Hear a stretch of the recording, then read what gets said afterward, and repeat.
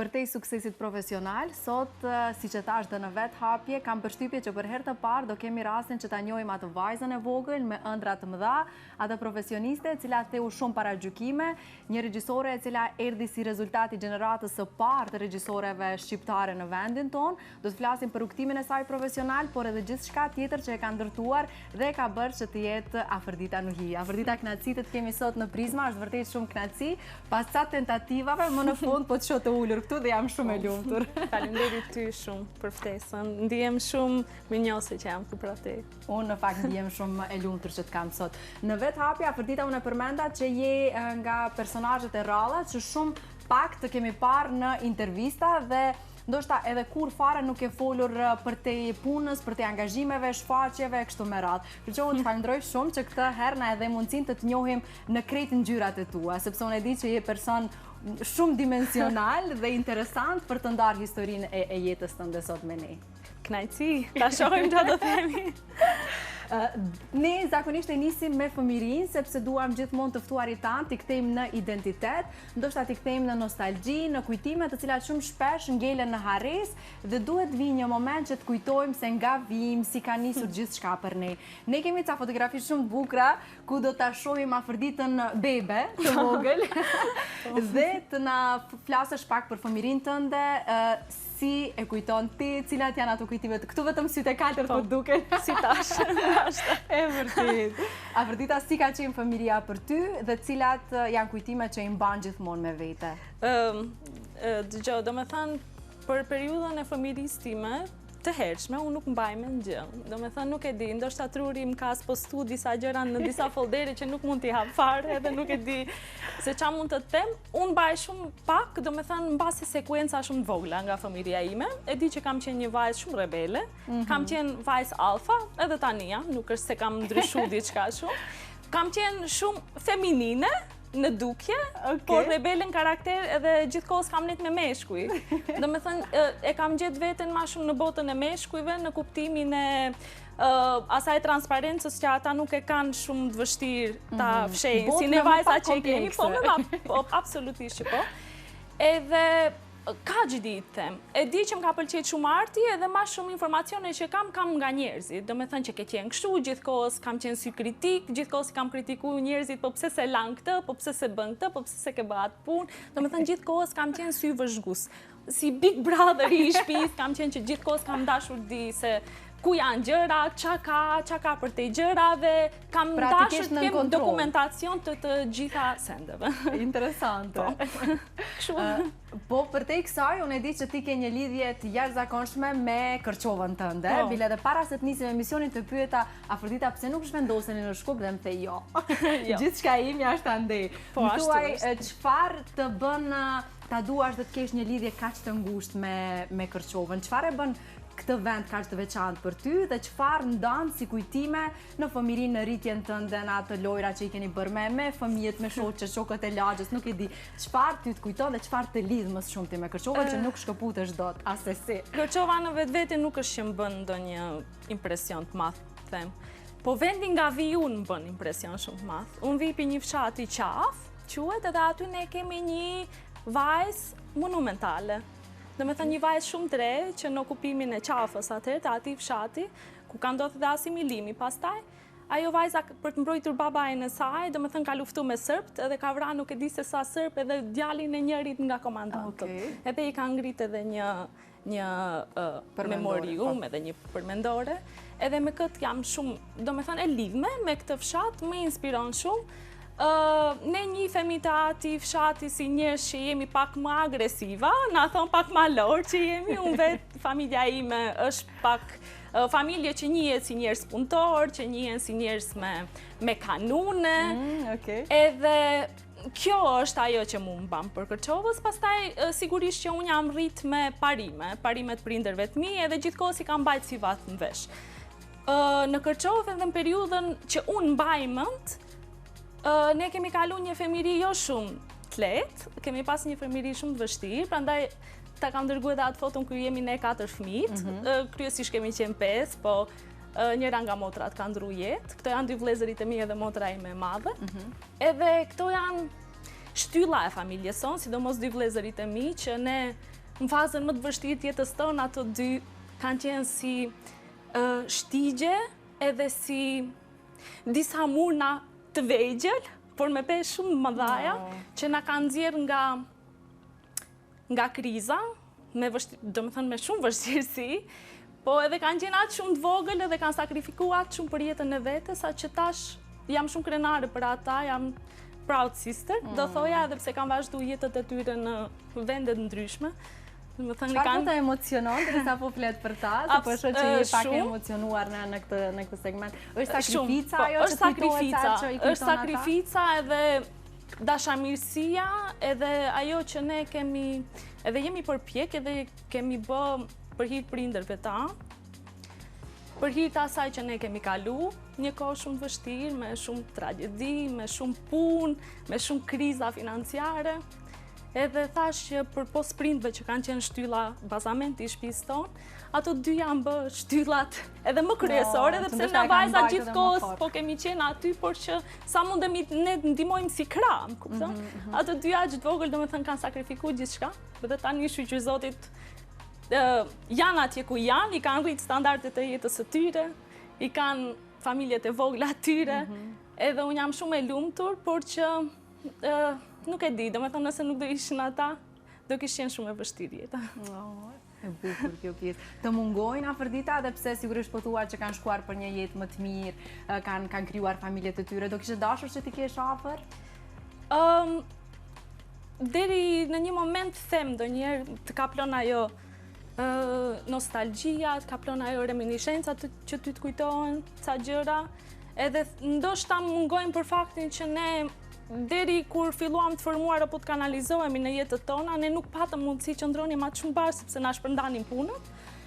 Edhe momentin apo jetën që ne do duhesh të ta rifillojmë për të filluar tash të jetojmë sepse i kaluam ato krizat familjare që i kishim ato të dy ecën jetët e tyre, ndoshta kjo më mungon, jo atë sa më mungon mu, po disi mërzitëm për ata. Pse nuk e kanë bë atë jetën e familjes ashtu siç e ka bë çdo kush. Pra ke një peng. Po e kam edhe mendoj që me këtë peng do vdes. Ndoshta do vdes me këtë peng. Nuk më hiqet nga vetja.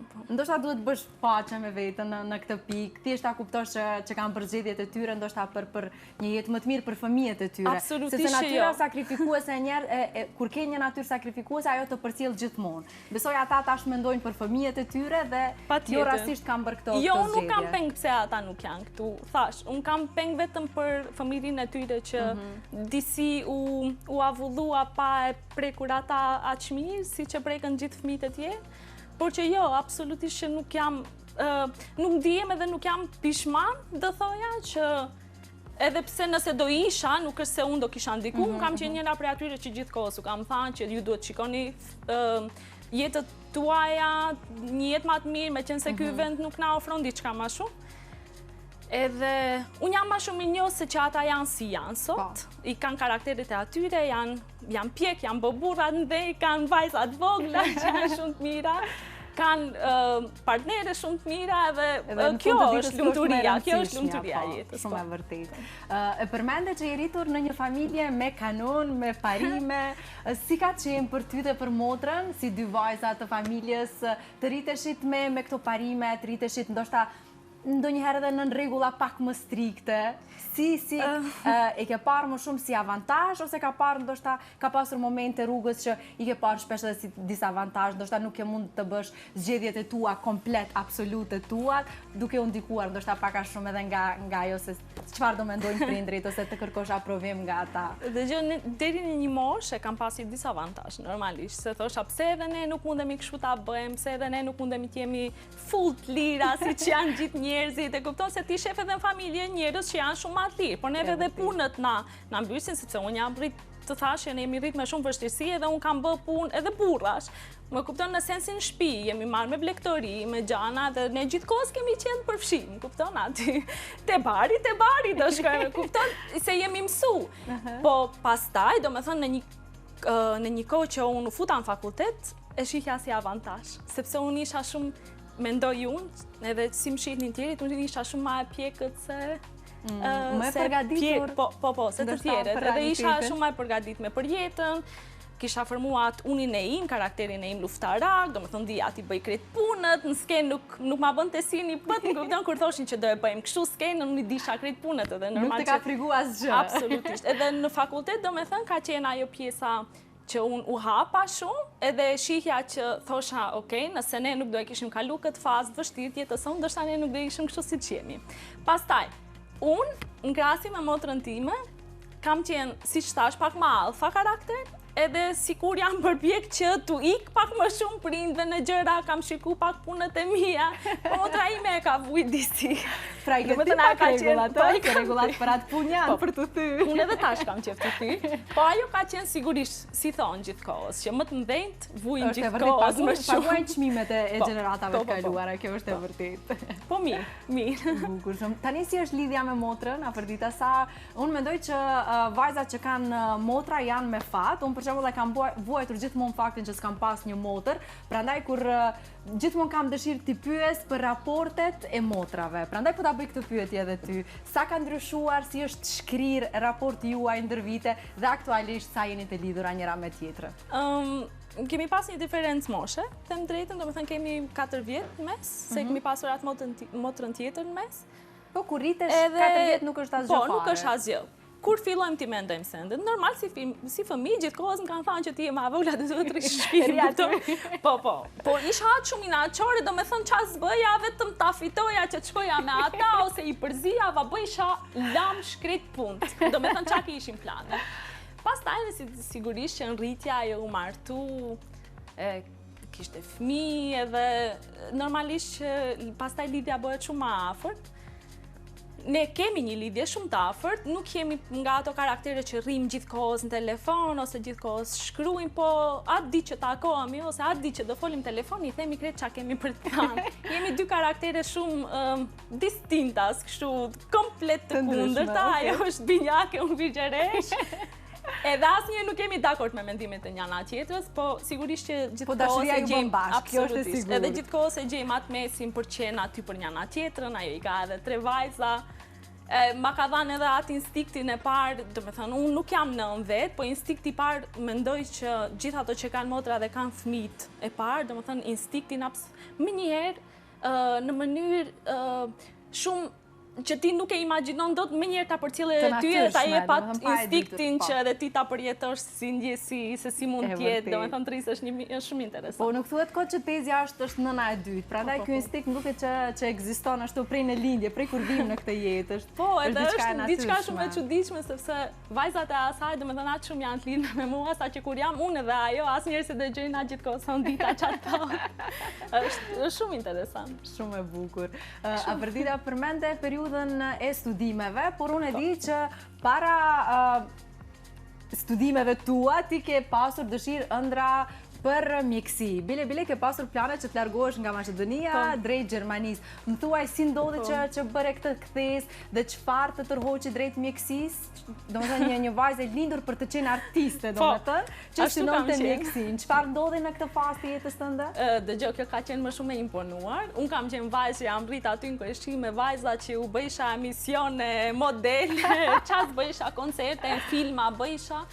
Domethënë, isha e lindur për art, në vetvete unë familjen kam artist, po janë vetëm në vetvete, do me thënë nuk është se... Nuk e kanë shpërndar artin e tyre, po. Nuk kam pas mundësi, më kupton babi, ka shumë talent piktur, ka shumë talent skulptur, po kush e ka lana të shkoj të vazhdoj studioj ose të bëj shkolla tjera.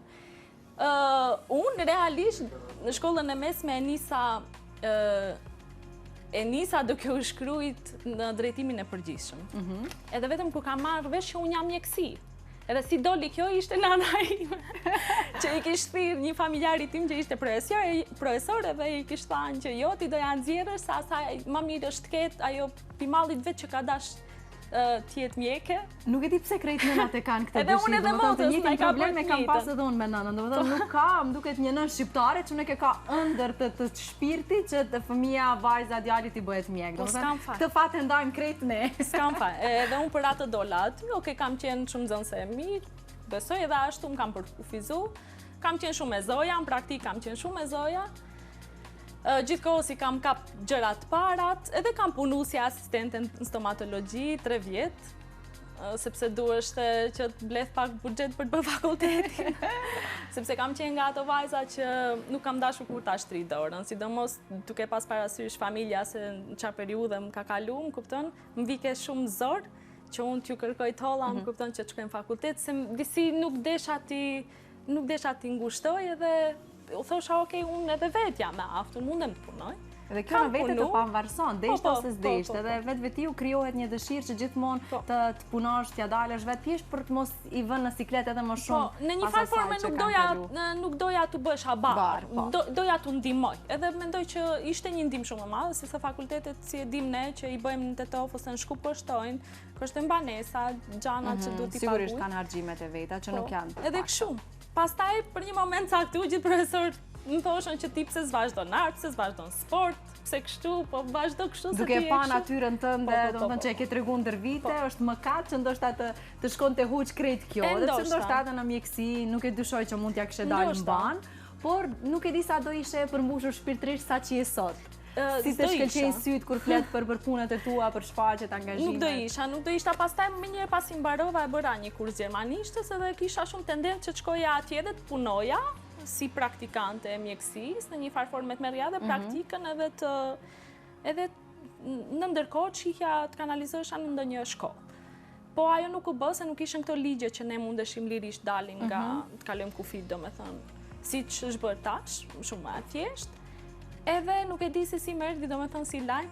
Më the që u regjistruar në Fakultetin e Arteve pa e ditur askush fare. Jo, nuk e kanë ditë. Domethënë prindit e shifnin që unë gjithkohës isha para laptopit, pastaj edhe punoja, vija natën vonë në shtëpi, punoja stomatologji dhe unë 8 natës visha në shtëpi, duheshte të lexoj libra, përgatitesha, ata më thoshin për çfarë përgatitesh, thosha për në fakultet. Çfarë dëshuesh, nuk e di, nuk e kam vendosur, vetëm e kam pa vetën tu e marrë bashkë me motrën, të shku në fakultet. Ka qenë iniciator realisht një familjar që më kanë thënë pse nuk e provon, do hapet regjia, dhe nga regjisë, duke ta njoft talentin që e ke dhe çfarë vajze je, çfarë karakteri ke, mendoj që do ishte mirë ta provosh, edhe unë vetëm thjesht munda, nuk e di, domethënë vetë u përcaktu truni, edhe gjeta veten në regji teatri. Po pra, ta gjëra vinë, ka njerëz të cilët vinë me një mision në jetë, që rruga e gjejnë vetë atë kakjen e duhur, besoj, edhe lehtësohet. Energjia është ajo që mendoj që na drejton drejt gjërave që na e ka pa dikush tjetër, një fuqi shumë e madhe që ne nuk e dim. E vërtet. Si ka qenë për ty periudha e studimeve, Afërdita, cilat janë ato momente që ty ndoshta të kanë përgatitur profesionalisht, gjëra të cilat edhe tani në punën tënde vazhdon thjesht ta kujtojnë këtë periudhë të studimeve, çfarë ke marrë nga krejt ajo kohë?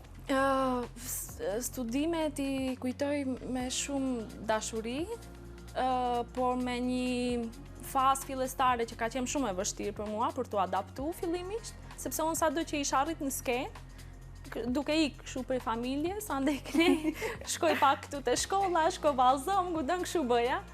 Sado që i kisha prek drasat e skenës, unë realisht në vetvete nuk e dija se qa ishte. Nuk është se unë kisha bazat mirë filta të një profesioni që se kisha prek asnjëherë me dorë, as me sy, as me tru. Edhe ishte shumë e rëndë pjesa praktike, sepse nuk isha ballafaqur me një fakultet që ti rrije, futeshe në 10 ditës në mëngjes, në fakultet dilshe në 5 natës. Në 5 mëngjesit, edhe unë isha, si të thuash, edhe në një lidhje, edhe sigurisht ajo pak ma vështirë sonte, sepse askush nuk mundet të kuptoj, më kupton përderisa ti nuk e prek një profesion. E vërtet. Ti nuk mundesh, nëse ti nuk je aty afër, ti nuk ke asnjë lloj koncepti se çka ndodh aty. Zakonisht vlerësojnë me perceptime, këto perceptime ndonjëherë dinë të jenë edhe komplet diçka që nuk ka lidhje me atë profesion. Pastaj fakulteti i arteve është paragjykues edhe vetë vetvete. Edhe sigurisht që i kisha ato, derisa erdhi një moment që unë thash, unë o tjerët, më kupton, se do vazhdoj disi kjo punë. Pastaj e gjitha veten duke bërë gjërat mira, duke mblerësu njerëzit, duke mblerësu i gjithë fakulteti, bashkë me referentët. Edhe nuk e di, pastaj duke marrë veten, duke u adaptu, sigurisht që duke i njoftu edhe njerëzit. Edhe ishte okej, pastaj kam qenë shumë mirë, kam pas 2 profesor shumë të mrekullueshëm, që i përshëndes shumë, nga ata jam përpjek, Flora, nuk e di nëse e kam thënë ndonjëherë, jam përpjek të vjedh edhe gjërat më banale që mund t'i kem bë. Po kam thënë unë do i vjedh, e din, se nëse këta i bëjnë edhe mu më pëlqen, me siguri edhe unë kur do i bëj do më pëlqen. Gjithkohës u kam nejtë mas, gjithkohës. Qa kam pas prova gjana, ligjerata me tjerë veç janë fut, ku kam dëgju që kanë arë profesor pi Kosovë, pi Shqipnije, pavarësisht prej ku, i njoftë e pa njoftë jam fut në për ligjerata, jam fut në për prova, kam pa, jam njoftu me njerës. Kam qenë shumë e hapët. Edhe nuk e di, e kam shiju deri në maksimum. Deri sa kam pas temën e diplomës, unë kam qenë shumë. Kjo ka shumë rëndësi. Për zotin, edhe në teatr qa bëheshin shfaqje, shkojsha ashtu prapa kuintave, shifsha provat, ndiqsha krejt të regjizorë që vishin, edhe sigurisht që se cili kishte teknik ndryshe, dhe prej se cili kam marra që kam ka përqet mu, pastaj kam kriju atë se që kam... E ke adaptu në verzionin tënë, pa tjetër. Unë e përmenda Afrodita edhe në hapje, po sigurisht edhe konsideroj që është një pjesë shumë e rëndësishme kjo, që je si fryt i gjeneratës së parë të regjisoreve shqiptare në vendin tonë. Më thuaj sa rrugës ti ke ndjerë para gjykime, sepse nuk e di, ndoshta mund t'jem gabim, por kam përshtypje që vazhdon të konsiderohet si një teren i mbizotruar edhe më tej nga meshkuj.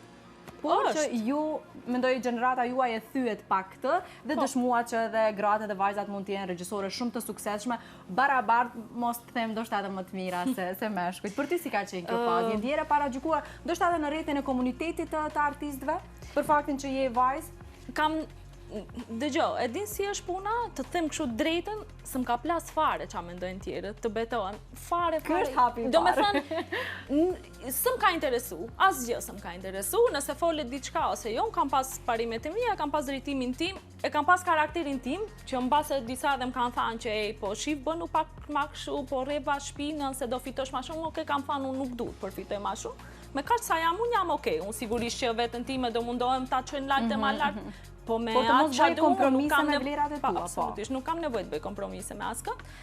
Edhe nuk është se kam gjej para gjykime, unë shoh që ka diferencë, sepse pazare që i bëjnë me regjisorët meshkuj, do e them kështu hapur, nuk mund t'i bëjnë me mu, më kupton se i kam ato kornizat e mia që jam shumë profesioniste në këta aspekt. Do me thënë vi me ty mirë në vesh, kjo është kjo, kaq, unë filloj me proja e smerre më me ty, më kuptona, qa është pjesa tjetër e teatrit. Unë nuk kam shpreh gjithve që unë në teatr nuk shkoj të bëj miq, nëse unë bëj miq që unë e ndjej gjatë kohës janë të mirë se ardhët, por që unë nuk shkoj me ide që unë do bëj këtu një mik edhe pastaj do ma qoj projektin këtu ose do ma qoj projektin aqë, jo fare. Unë përpiqem të bëj punën time, jam shumë konservatore në sensin e miqësisë, i kam njerëzit gjithë që i kam zgjedh, edhe kaq, thash, e vetmja gjë që e ndjej është që nuk bëjmë pazare me mu, këton se zakonisht ka pazare që i bëjnë teatri, se ti do ma japësh kjo, unë do të marrë këtu, se ti kështu, qa bëjnë sende tjera. Me mu nuk janë të li për t'i bërë këtë gjëra, edhe kaq, po sende tjera, hicëm interesojnë të them drejten. Afrodita, çfarë mendon ti që të bën të quaj të vështirë pak në punë? Shpesh ndoshta edhe pak më e eger në punë, më kërkuese, një regjisore që thjesht kërkon më shumë ndoshta se që janë mësuar, zakonisht. Kam një parim, Flora, unë mendoj që artistin, jo që e quj veten si kur jam do një artiste madhe, po ne e merremi me art, e kemi gjetë veten art edhe besoj që jemi të ati. Unë mendoj që artistin vetë është një hap më para se ato që merren me profesione shumë të tjera, që janë casual, si u thonë. Profesione zakonshme, sigurisht që janë shumë të rëndësishme, por që të jesh artist është të mendosh për te asaj, për te thjeshtës. Edhe mendoj që ne kemi, unë personalisht e kam djetë e vetja që unë mbase kam ose më paraqiten imazhe që ndoshta ti si Flora nuk do i kishe mendu ndonjëherë. Do me thënë, ne jetojmë me disa imazhe që janë parakohshme. Edhe nuk e di nëse ke dëgju, për shembull flasim për këto veprat, kryeveprat botërore që themi, po ta lexosh edhe sot Sofoklin, Eskilin, Shakespearein, ti si ka mundësi që është kaq aktuale. Edhe unë mendoj që kjo është të qenë unë artist. që ne jetojmë në një jetë mbase paralele me diçka që nuk shihet, edhe gjithmonë kërkojmë diçka të vënë në skenë që nuk është pa, ose të inicojmë diçka që mund të vi në një kohë të ardhme. Edhe mendoj që kjo është ajo, edhe unë jam kërkuese shumë punë, më pëlqen. Nuk e bëj këtë për vete, unë shpesh u them edhe aktorëve që mos mendoni që nëse unë jam agresive e bëj për veten time, më kupton? Se unë me ose pa ndjesinë tënde, unë do e bëj atë skicën e ime. E rëndësishmja për mua është që ty të nxjerr mirë. Për mua është aktori mbi gjithçka. E vërtet. Të betojmë, domethënë, edhe gjithë trupave dhe gjithë ekipi që merret me një shfaqje, ju them mos e bëni për mua. Nëse unë e kërkoj një skenografistë, shpesh më thonë që ti kërkon sende absurde, nuk e bëj për mua. Unë du këta të dalin, unë e bëj vetëm për aktorin. Unë du aktori se unë do dalë prapa kuintave, do dalë një përshëndetje edhe mbaroj puna ime. Po janë ata që do ndihen. Unë du që aktorin ndihet aktor. Sigurisht që ne nuk mundemi të arrijmë në stadet e Hollywoodit, sigurisht jo, por që unë mendoj që aktori kur dalin skenë duhet gjithçka të jetë në favor të atij. Gjithçka. Sepse në fund edhe audienca ne mbajmë mend aktorin, mbajmë mend sigurisht pjesë të asaj çfarë na kanë servuar ata. Patjetër që një merit të madh ka regjisori për krejt realizimin, por ne si audiencë shohim aktorin në skenë. Po, edhe domethënë unë dal jashtë, por që ke përgjegjësi edhe për aktorin. Sigurisht, por që është aktori aty edhe nëse rekuiziteri domethënë nuk ja ka vëndu rekuizitën në vendin që ai e do, ti ja hup atij një skenë ose ja hup një diçka që i vjen pastaj, se gjithçka lidhet në skenë. Edhe ne si regjisor mundemi që gjithçka ta lidhim në skenë, të ketë një kuptim pse bëhet, pse domethënë kjo gota nëse unë i kam thënë deri dhe në kry ka një arsye, ka një motiv dhe ka një simbolik të asaj. Nëse ajo se ka atë gotën aty, ja prishti asaj. Më kupton? Unë e bashkëvuj me atë, po është kot se unë s'kam çka t'i bëj pi në podium atje, në pult. Edhe kjo është. Edhe jam e rritë dhe me aktorë du me çdo kusht ma nxjerr më të mirën e atyre. Po vetëm kaq, domethënë për ta nxjerrë më të mirën e atyre, se di që kanë disa shumë potencial. Beton, në secilin teatër që kam punu, që i kam prek gati në gjithë Maqedoninë teatr, domethënë ka aktor. Por sa që dëgjon këtë për ty, unë e shoh që e thon në aspekt pozitiv, domethënë nga këndvështrimi pozitiv, nuk është se e thon është e vështirë, është kërkuese negativisht, por është e tillë, por ne e duam se është e tillë. Po, është ashtu. Kështu që duhet ndihesh mendoj krenare me këtë që je kërkuese dhe që konsiderohesh pak arrogante në punë ose pak më egër se sa që është e zakonshme për një grua në art. Mbase nuk bën ndonjëherë, se më thonë disa miqtë e mi më të afërt, bëu pak më gjentile, bëu pak më e butë, sepse aktorët nuk duan kështu ti trajtosh ose diçka, nuk është se i vras. Po nuk është se ke personale ti me aktorin, është edhe pjesë e karakterit tim. Unë jam kam shumë refleksa edhe punoj gjithkohës me dur, me kokë, futem vetë, bëj ç'a mendoj, më kupton? Sepse përpiqem vërtet shumë edhe bëj me shumë dashuri, me gjithë shpirt e bëj. Edhe unë e them nëse unë e shoh te truri im këtë skenë se sa mirë do dukesh të unë du me çdo kush. Du ta vizualizoj, po ta shoh. Me çdo kush du ta bëj. Edhe kjo është, po jam edhe instinktive jam, shumë domethënë kam qejf kështu që kanë një gjuhë me sende, po se bëj nga dëshira, më kupton, e bëj sepse më rëmben ma shumë veprimi se sa fjala. Kështu jam si karakter. Fole pak për miqësitë. Tani ka dy persona të cilët duan të thonë ty diçka, se kush janë këta persona dhe çfarë të kanë thënë, do ju shohim dy video mesazhe të cilat do i ndjekim njëra pas tjetrës.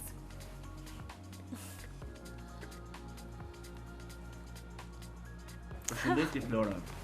Së pari të uroj sukses e ty dhe gjithë stafit. Së dyti i uroj çdo të mirë të ftuarës, domethënë mikes time Ditkës. Ajo që mund të them për Ditkën është se ruaj kujtime shumë të bukura me të. Kam luajtur në disa shfaqje të saj, po ashtu kemi qenë dhe partner skenik dhe ditë them se është një vajzë e mrekullueshme. Është një profesioniste për të patur zili. Është këmbgulse, pak e rrept, por kjo gjë e bën unike në stilin e saj. Është vajzë shumë punëtore. Pa u zgjatur shumë, Ditka, të uroj çdo të mirë, të kesh shëndet në radhë të parë dhe suksese pafund, sepse i meriton. Dhe po ta kthej me të njëjtën fjali siç ke thënë ti dikur. Je kështu siç je gjithmonë. Ju përqafoj dhe u përshëndes nga Vjena. Përshëndetje Afrodita, Ditka.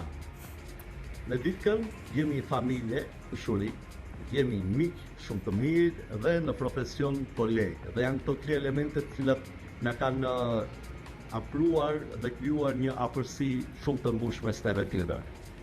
Tani krejt natyrshëm në koleksionin tim të kujtimeve më vjen ndërmend koha kur unë isha student, ndërsa Afërdita po përgatiteshte për provimin pranues për në Fakultetin e Arteve. Më kujtohen udhëtimet drejt Tetovës, më kujtohen ecjet deri në fakultet, bisedat e gjata, tarkat, trekat dhe shumë ngjarje interesante që na kanë ndodhur. Me Afërditën kemi përjetuar të qeshura pa punë, kemi përjetuar grindje shumë të ashpra, afërsi shumë të këndshme, largësi të tonta, dhe të gjitha këto normal që janë pjesë përbërëse të asaj që quhet miqësi shumë e mirë, sepse mbi gjitha kemi qenë shumë të sinqert me njëri tjetrin. Me Afërditën kemi punuar shumë, kemi denjur shumë, kemi udhëtuar shumë në çdo cep për të parë shfaqje dhe kemi kaluar një kohë shumë të mirë. Për ata që nuk e njohin, Afërdita di që të përçoj impulse dhe përshtypje që është një njeri mendje madh dhe agresiv, por arrogant, do kisha thënë, por që nuk është e vërtet. Ajo thjesht është një njeri shumë i përkushtuar, me vetbesim dhe di çka do, i jep të drejtë vetes dhe këto janë disa elemente të cilët e bëjnë origjinale, ashtu siç është. Kështu që unë uroj që të kesh shumë suksese në të ardhmen, uroj të kesh shumë projekte, uroj që ato plane që i kemi planifikuar bashkë ti realizojmë në një ditë, uroj që ëndrat e tua të bëhen realitet, të ngrejnë në shkjo që je dhe urime e shumë suksesi. Afërdita ti edhe një dëshmi që njerëzit të cilët në aparencë janë njerëz shumë të fortë, njerëz të cilët duken si të pathyeshëm, në shumë momente ndoshta edhe si arrogant, janë njerëzit më emocional. Çfarë të emocionoi më shumë ti në këto 2 video mesazhe dhe besoj që në këtë moment dhe krejt kjo çfarë dëgjuam nga 2 miqtë tu është shumë normal edhe të emocionohesh. Këto të 2 janë vetë persona që më kanë emocionuar shumë. Sigurisht që sado që më kanë emocionu fjalët e atyre dhe vlerësimet që i kanë për mua, edhe pse di që i kanë, sepse ata gjithkohës nuk kanë rreshtur pa mi thënë. Nëse në jetën time flas për jetën profesionale, kam qajt ndonjëherë më shumë, ka qenë për këto 2 persona. Do thush ti pse? Lajmi i parë kur e kam marrë vesh që Beni do largohet, edhe martesa Rahimi që më shumë kam qajt, sepse e disha që do largohet. Edhe janë 2 persona që unë, do me thënë me Rahimin e kam ndjek deri para një viti, i kam qenë gjithë kohën, do me thënë 24 orë, do thosha bashkë në një javë, gjithë kohës bashkë. Shfaqjen time profesionale të parën e kam me këto 2, sa kisha mbaru fakultetin, pa dyshim që Rahimi ka qenë më i madh se unë, edhe ka qenë profesionist, Beni ishte akoma student, po të ta japi dikush besueshmërinë përderisa ti je fillestare në atë që ti bën, është shumë e rëndësishme. Edhe unë kam, këto janë ato 2 persona që më kanë besu shumë prim fakultet, më kanë dash shumë, edhe më kanë përndjek, si të thuash. Edhe nuk e di çfarë them, domethënë janë 2 aktorë shumë mrekullueshëm. Unë nuk e di, unë të 2 i kam shumë xhan edhe thash nëse unë ndonjëherë jam mërzit në jetë kanë qenë për këto 2 që mua mendoj kanë. që teatri shqiptar ka humbur shumë, edhe me largimin e Benit, por edhe me largimin e Rahimit. Secili të 2 në mënyrën e vet janë shumë të ndryshëm. Edhe në aparencë janë shumë të ndryshëm, edhe në karakter, edhe si aktor janë shumë ndryshëm, por të 2 në mënyrat e veta nuk e di, domethënë kanë qenë shumë të veçantë. Nuk e di si ta përshkruaj, ndoshta prej në ekrana nëse unë do e kisha thënë këtë në kafe me ty, edhe nëse do kisha qajt për para teje për këta të 2, nuk do ishte aq e besueshme sepse ne lidhemi shumë ngushtë me njëri tjetrin në teatr. Ne rrim gjithkohës bashkë, ne ham, pim, Si që thanë edhe ata, do me thënë që ka pasur momente që jemi largu, jemi shajt, s'kemi fol me javë, më kupton, po kemi qenë aty për njani tjetrin. Edhe kjo është që i ka bë këto dy të veçantë, unë shpesh i mendoj. Për shembull, dje më ndodhi rasti që shumë rastësisht e kam mendu Benin edhe ma ka çu një letër, një cop letër që unë ja kam shënu që ji gjithmonë kështu si që je, sepse unë u bëj disa kështu dhe të dy tanë të njëjtë, një kështu si që je, domethënë është një moto që i kujton në ty, të dy. Edhe të dy gjithkohës, Beni për shembull ma ka dash shumë arrogancën, edhe ma ka dash këtë agresivitetin, skenë, do me thënë edhe unë kur ose bërtit jo se bëje kështu, jo po se bëje kështu, aj qeshke, gjithë kohës, në Beni po bëje. Ta admiron të admiron të pse unë. Rahimi ishte karakter pak ma ndryshe, do duhesh e cilë pak ma i për këtë. Në base edhe për faktin që ka qenë shumë ma e matë dhe familjar, sigurisht që aj hatri është në mes dy persone, po shumë të hapot me njani tjetër, unë pa Rahimin nuk e di, do me thënë qa do kisha bë, gjithë kohës ka qenë mbështetja ime, kam pas si gjelat do të betohem, do me thënë gjithë kohës bashkë, si që përmendje dhe, gjithë kohës, kemi ustu shumë bashkë, se di, do mungojnë shumë edhe ndoshta është një fatkeqësi pse këto dy nuk do t'i kem njëtën profesional. Unë jam shumë e lumtur Afrodita për një fakt, sepse unë kur ula të përgatis dhe të kontaktoj njerëz të cilët do të befasonin për këtë edicion, kisha një listë të tërë dhe instinktivisht e ndoqa instikte dhe thash do i kontaktoj Benin dhe Rahimin, nuk e di pse, domethënë kisha një ndjenjë që janë personat e duhur, ata të cilët ndoshta mund të nxirrnin anën tënde më të mirë, po ndoshta edhe atë më emocionale. Kështu që kam zgjedhur personat e duhur dhe dua t'i falenderoj publikisht edhe Benin, po edhe Rahimin që tregua gatishmëri dhe më thanë që kjo është më e pakta që ne mund ta bëjmë për mikeshen tonë Afroditën. Po edhe unë i falenderoj shumë edhe më kanë emocionuar shumë. Thash unë listën time nuk kam shumë njerëz që ri, nuk dua të zgjerohem shumë në shoqëri. Ashtu jam karakteri, mendoj sikur sa më shumë njerëz të kem në jetë, aq më shumë përgjegjësi ka. Edhe zgjedh që ato që ti kem të kem përgjegjësi deri në fund. Nuk janë të vetmi që i kam, unë kam mike shumë të afërt në Tetov, kam në Shkup. Po, sigurisht që me këto më ka lidh edhe vendlindja, edhe nuk e di se kur do i shoh, më ka marrë shumë malli të betoj. Uroj të shiheni sa më shpejt. Shpresoj që tani Vera t'ju bashkoj të vinë në vendlindje. Do zoti. Afrodita, para se të kalojmë të flasim pak për segmente tjera të jetës tënde, unë dua të të pyes cili është një moment në teatr që ti konsideron që ka lënë gjurmë në jetën tënde, një shfaqje për cilën ti je më shumë ti krenare, një shfaqje që ka ndryshuar diçka te ti, thjesht procesi i punës, mënyra se si ka bërë jehona apo si është prit nga publiku. Deri tani, cili është ai highlight, do thoja, i jetës tënde profesionale? Nuk kam shumë dëshirë t'i ndaj projektet. Është njëjtë si nanën ta pyesish këdo fëmijë më shumë, edhe pse ai e din këdo më shumë, sepse zakonisht prindit gënjejnë që krejti duan një, s'është e vërtetë. Ka një që e kanë preferuar. Po, një e kanë preferuar në base lidhet çështje karakteri, është lidhet me ndonjë karakter të fëmijës pak më shumë. Zakonisht kam dëgjuar që është fëmiu i parë, meqense e merr krejt dashurinë. Jo, s'është e vërtetë. Nuk është e vërtetë. Unë kështu kam menduar.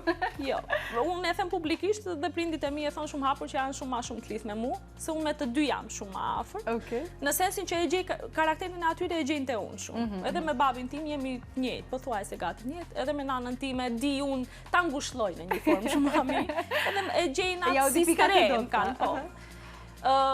Jo që më duan më shumë, po që kanë një preferencë pak më të madhe, sigurisht që e kanë. Edhe njëjtë është edhe me shfaqjet, sepse ne te secila shfaqje mundohemi t'i japim më të mirën tonë.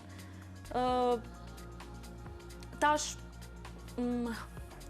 se di çfarë do thoja. Krenare, unë nuk jam krenare për punët që bëj, asnjëherë. Do me thënë gjithkohës them që është dash ta bëj ma shumë, është dash ta bëj ma shumë, është dash të bëj ma shumë, është dash ta bëj në këtë formë, edhe mendoj që teatri është ma shumë kritik se sa punë. Edhe mendoj që edhe unë nëse jam ma shumë kritikuese ndaj vetes, ndoshta do mundohem nxjerr diçka ma shumë pi vetes. Nëse unë jam e kënaq me veten, nuk e kuptoj se ku është ideja për të punuar ma tutje.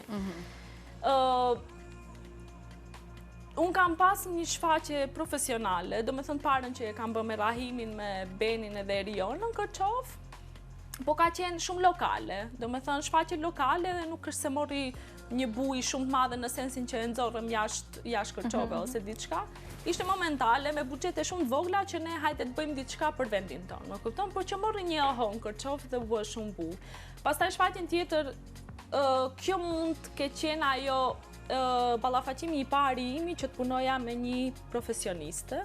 Shfaqja e parë pas asaj që ishte tamam profesionale me produksion, që ka qenë producent Hamdi Rashiti, edhe e përshëndes shumë sepse ai ka besu te unë, edhe më kaftu, nuk është e lehtë, e thash edhe Parzit, që nuk është e lehtë të besoj dikush edhe të thot hajde bëje një shfaqje, sepse ai jep mund, jep buxhete dhe sigurisht që do një produkt shumë të mirë. Edhe aty kam punu me Vjollcën Bekteshi, që kam pasur aktore atë dhe Mumin Abdullaj. Edhe kjo ndoshta do ishte shfaqja që nuk do e harroj asnjëherë si proces, sepse ka qenë ballafaqimi i parë se si unë do sillesha me një aktore profesioniste, do me thonë siç është Vjollca. Vjollca kishte punu shumë projekte me çmime, edhe e kishte atë ndrojtje se a do më kuptonte, a do i jepsha, a do i servoja unë atë se çka asaj nevojitet. Mundem ta specifikoj, do me thëmë vetëm për faktin pse ka qenë shfaqja e parë me një profesionist. E qartë, po. Pastaj do me thënë aty e kanë lëru vetëm, pasi e mbylla atë, morëm edhe çmime, shfaqja doli shumë e mirë, morëm edhe në Prishtinë çmim si shfaqja ma e mirë e zgjedhur. Pra pas ka qenë një augur për ty, pastaj për ecurin dhe rrugtimin tënë. Edhe për aty, do me thënë, disi lërova frenat e kuajve, më kupton edhe thash, okej, do me thënë, nëse unë dita cilem me këtë, unë do duhet vazhdoj më tej. Pastaj, sigurisht që unë kam preferenca, po nëse cilën shfaqje kam preferenca në sende shumë të vogla. Do me thënë, nëse Virgjereshën e preferoj për diçka që ishte shumë unike, shumë avangarde, në përballje me vdekjen e quaj si një shfaqje që momentalisht do thosha pa frikë që në Kërçov ato vajza, ato 3 vajza që kanë luajtur në atë shfaqje, me ato karaktere që kanë bërë, nuk i kam pa nëse cilën shfaqje. Do me thënë janë shumë unike, luan Arta Zeneli aty, luan Sheqeri Lazi edhe Mia, Kantardzieva, është Maqedonase, dhe ka luajt Shqip. Edhe këto 3 vajza, do me thënë, kanë bë super role, super karaktere, edhe ku kemi qenë në festivale, do me thënë, publikë është mahnit me këto. Të treja pse kanë qenë unike vetë në shfaqje. Sigurisht që edhe Petriti, edhe Blerimi, unë as nuk i diskutoj, edhe Jacki ka bë punë shumë shkëlqyme, edhe shfaqja vetë në vetë, do me thënë, ka dalë shumë e veçantë. Edhe që unë do kisha dash t'i t'vije ta shihje, edhe uroj që t'vish ta shohësh, po kam folë me shumë superlativa edhe në Istanbul që e kishim tash paraqitje. Thjesht janë mahnit njerëzit, janë vajzat përkryme, është teatr shumë i mrekullueshëm. Gjithë teatrët janë shumë të mirë, unë jam shumë e lidhme me gjithë. Pastaj Cilindri ka qenë në formën e vetë, kemi marrë 3 çmime, kjo është një ndër foto që e keni marrë. Pra në vete, se cila shfaqje që ti ke punu ka një veçanti vetë, përveç faktin që është vlerësuar edhe kjo besoj duhet flasë për suksesin dhe për mënyrën se si kritikët e kanë parë punën tënde. Sigurisht, pastaj do me thënë Cilindri është bën një pull kolosale, aty ti nuk mundesh prej se cilës shfaqje ti ndahesh me një imazh dhe ndahesh me një ndjesi, më kupton? Si ndjesi ekipi, si ndjesi aktorës, si ndjesi punëtorësh teknik, skenograf, do me thënë të se cila shfaqje ka ndjesi. Atje është bë punë kolosale, do me thënë them gjithë stafi teatrit Gostivarit mund kanë nejtë gatitur në shpatull, çka duhet. Të gjithë kanë kontribu në një mënyrë. Të betojmë edhe gjithë kohës më thirrin që hajde kur do na vish se ti na ke mësuar se si bëhet teatri, jam përpjekje edhe ti mësoj në një formë me sa kam ditur. Pastaj nuk e di, Burri i Groasime në Kumanov, ka pas veçantinë. Unë e di që edhe kjo shfaqje ka bërë buj, do më thënë nuk e kam pa, po Burri i Groasime. Burri i Groasime, po. Ka qenë një shfaqje që ka zgjuar vëmendje, bëri johon, po komentohej në rrjetet tona. Po, është komentu, kemi qenë edhe në festivale dhe me atë kemi fituar çmime.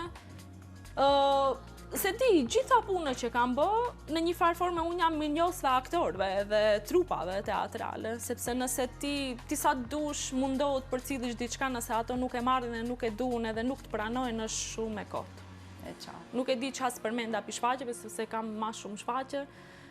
Me Benin që kemi punu një monodram, ka qenë shumë shfaqje e mi, shumë emotive, ka pas shumë mesazhe të mira.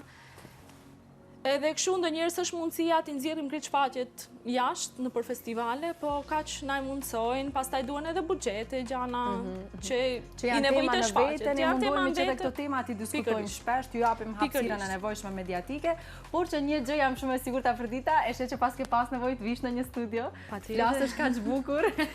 Po ma mirë vallë. Na ke mungu, prandaj unë insistoja dhe nuk u ndala. Ma mirë vallë për mall, se kur bëhet shumë e shpeshtë, mendoj që bëhet jam dakord për këtë zgjedhje që ke bërë ti, që mos jesh shumë imponuar se ndoshta thjesht të lësh punët e tua të flasin më shumë se ti si person. Sigurisht. Pyetja ime e fundit, unë desha që të flasim pak edhe për planet e tua, për zgjerim të familjes, se sa është e vështirë një grua të mbaj balansin mes jetës profesionale dhe asaj personale. Unë po e përmbyll me këtë pyetje.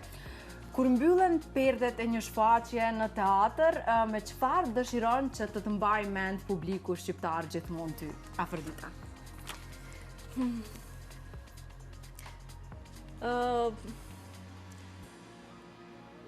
Mbase do kisha dash të mbaj mend për, edhe pse ata nuk e di, është e kohë që unë do e them, për krejt sakrificën që unë e bëj, për qenë këtu ku jam, edhe për të marrë me këtë punë çka unë merre. Do me thënë sakrificë familje, sakrificë të bashorti, do me thënë që e lej për një periudhë gjatë, që unë të mundohem në ndjek ëndrrën time. Dhe njerëzit si din këtë gjana. Po mirë, nga kjo intervistë ndoshta një pjesë e madhe do i din. Ndoshta për punën, edhe për angazhimin e madh, edhe për dashurinë aq të madhe që unë kam për teatrin. Unë e du shumë teatrin, edhe filmin, gjitha i du. Qa ka të bëj me arti? Çka du? Sepse nuk mundem ka njerë t'i klasifikoj gjithë çka më pëlqen të bëj, qa ka të bëj me arti. Mbase edhe një kështu kordele ta lidhësh diku edhe ajo është artë vetvete, mua edhe ajo pëlqen edhe jap kohë edhe asaj. Ndoshta për këtë dua të mbajnë mend, edhe dua që ta di që pas secilës pune që unë e bëj, në mënyrë automatike më lind ëndër për të vazhdu më tej edhe për të bërë diçka ende më të mirë se ajo që e kam bërë. Dhe ne, nga krejt kjo që dëgjuam, po shohim që Afrodita nuk do ndalet, pra na presin gjëra të bukura. Po, besoj që po. Afrodita, ne arritëm fare në fund, në fakt unë e kisha edhe shumë pjesë tjera që e kisha në plan të diskutojmë bashkë, por tamam kjo është një arsye që të kemi sërish pas një periudhe tjetër kohore, që ndoshta t'i japim hapësirë edhe pjesëve tjera.